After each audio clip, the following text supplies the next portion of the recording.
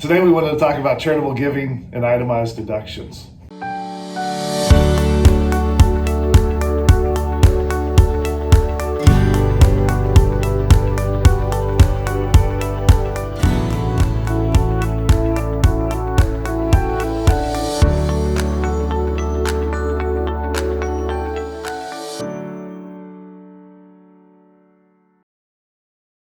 So today we want to talk about a strategy known as charitable bunching. And simply the idea is that your various itemized deductions, including charitable giving, mortgage interest deductions, some state and local sales taxes, and a few other deductions, the combined total of these has to equal more than standard deduction in order for you to actually financially benefit from those deductions, including your charitable giving.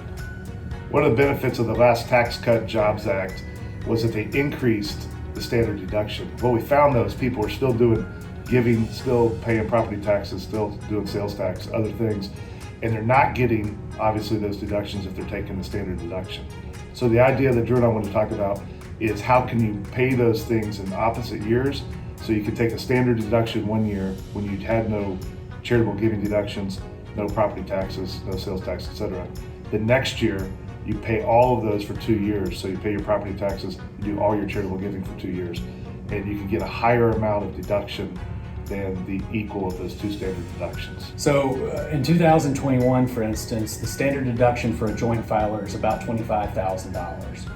And so if you look at your itemized deductions, one idea might be in 2021, you can double up on your giving for 2021 and 2022, for instance. And this doesn't mean that you have to give it all to charity immediately. There's tools such as a donor advised fund that allow you to put a bunch of money into an account, receive a charitable deduction for it, but still control the giving over the next couple of years as you want the money to come out.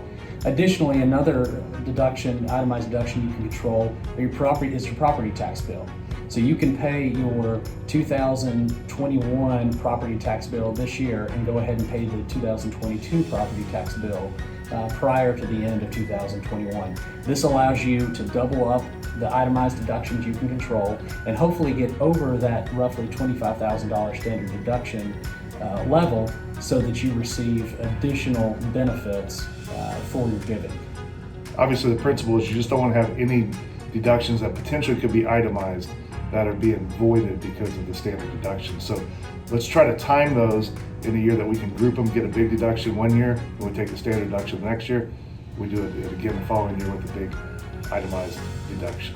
So lots of strategies, lots of ideas, just trying to reduce our income taxes. Please give us a call if we can help in any way.